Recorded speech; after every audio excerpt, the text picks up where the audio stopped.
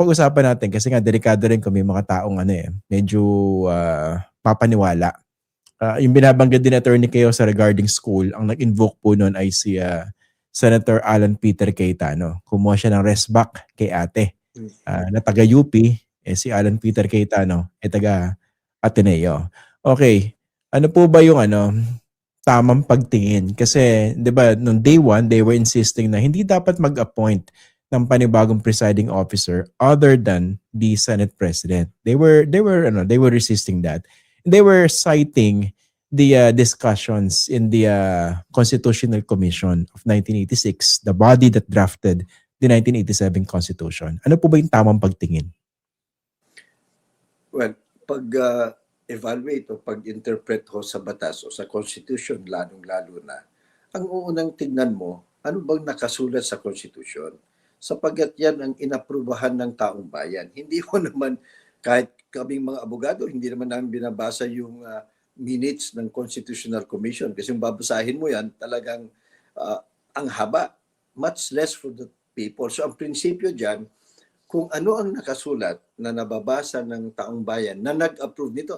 Remember, may plebiscite tayo noon. Yun ho yun.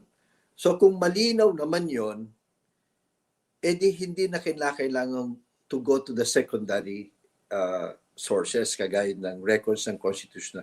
Yan ho ang malinaw na doktrina sa interpretation of laws. So, malinaw ba ang Constitution? Malinaw ho. Anong sinabi? Pag impeachment, kung ang nasasakdal presidente, ang magiging presiding officer, Chief Justice, lahat ng mga senador, mga hukom. Period. Hindi ho niya sinabi na pag hindi presidente, Senate President ang magiging presiding officer. Next na batas sa provision ng Constitution, malinaw din ho na yung Senado, meron siyang kapangyarihang gumawa ng sariling rules ng impeachment court. Kasama na yan yung sino bang mamumuno dito, ano ba yung mga so it's procedural. So yung pagtalaga ng Senate President as presiding officer, yan nababasa mo dun sa Senate Rules on Impeachment. Yan ho ang ginamit nung mga nakaraan. Ang question, pwede ba yung baguhin ng Senado? Of course, kapangyarihan nila. That's a privilege. Hindi, ngayon, so, binago ba nila? Oo, nagkaroon nga ng motion, I think July 3 ata noon. Well, diniscuss sila briefly, tapos palitan, let's give ourselves the flexibility. Wala namang masama doon. Yan ay pinagbotohan, walang objection, by majority vote, pumasa, na i-publish, naging parte ng rules of the Senate. So it's too late in the day for anybody to say, hindi tama yan. Itong attitude ho kasi, na tatakutin lahat na pag hindi natin itong iwasto, baka yung Supreme Court babaguhin o kaya babarahin na naman. Kumita na yan nung nakaraang taon At yung Supreme Court, hindi naman siguro nila makakalimutan na yung very controversial na desisyon nila, yung panghihimasok nila na hindi kinakailangan dun sa trabaho ng Senado, na yung that's the Supreme Court pagdating sa impeachment, Senado, separate from the Supreme Court, hindi nga appealable. Yung panghimasok ng Supreme Court noon, talagang binatikos ng halos lahat ng nakakaalam. So napahiya ang Supreme Court doon. Pinuna lahat ang mga kamalian ng Supreme Court doon. So ngayon, sana, kasi meron na naman nagpetisyon Ganun yung playbook Takbo sa Supreme Court. Sana naman the Supreme Court this time should have learned its lesson. At ngayon, iwasan na nila. Kasi nga, hindi naman nila poder yun. At malinaw naman ang konstitusyon na kapangyarihan at pribilehiyo ng mga senador yun, hindi ho pwedeng pakialaman ng Supreme Court. Okay. Sige po. Bilang panghuli, gusto ko bang tanongin itong yung voting threshold for conviction. Kasi, interestingly, during day 1, binanggit ni Senator Chis Escudero na 16 pa rin yung threshold. Yun yung bilang nila sa 2/3 required by the Constitution of all members. And then the following day, it was clarified by Senator Alan Peter Cayetano. Does this now mean na this is a justiciable controversy or issue na pwedeng talakayin o ipetisyon sa Korte Suprema? And then affirmative yung sagot ni Chis Escudero. Ano pong tingin niyo ron? Well, ang sumasagot si Chis Escudero di ba? So, at yung pagkaalala ko, yung kanyang sinabi na 16 ang kailangan natin dito, kasama dun sa kanyang talumpati. Hindi ko naman pinagbotohan ito ng mga senador. That's his opinion. I think it was just a tactical move para lang, number one, hindi na maantala.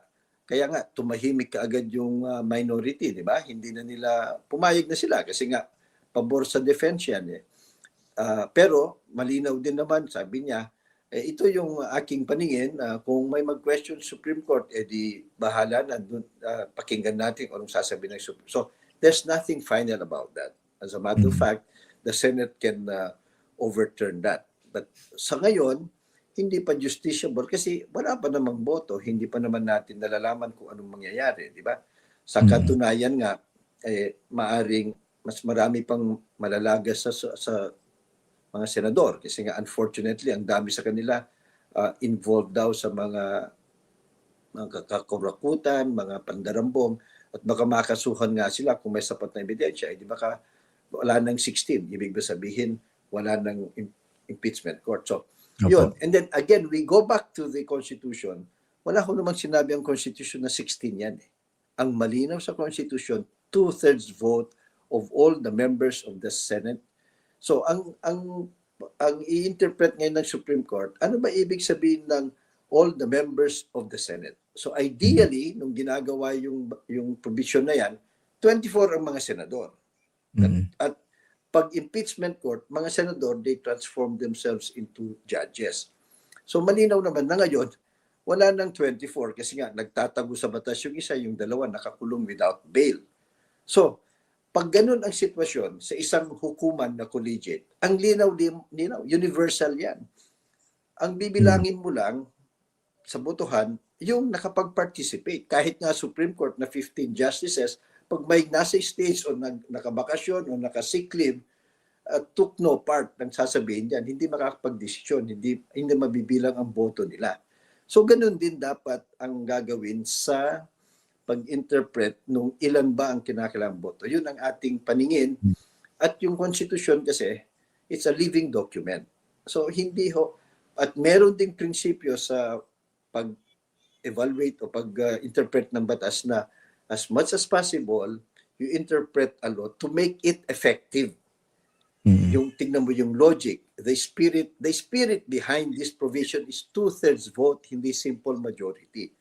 So yung all members, obviously, practically, legally, and logically, yung members, kung sino lang ang mga huwes. Kasi wala namang mga huwes na hindi nag-participate pero mabibilang sa botohan. So, ganun ang ating paningin. At sana, kung sakasakali in a pertinent case, dadalhin sa Supreme Court, hindi na magtatagal ito. At hindi na rin sana ito pwedeng gawing pang-delay o pang-dribble dito sa ating nasimulan na impeachment case.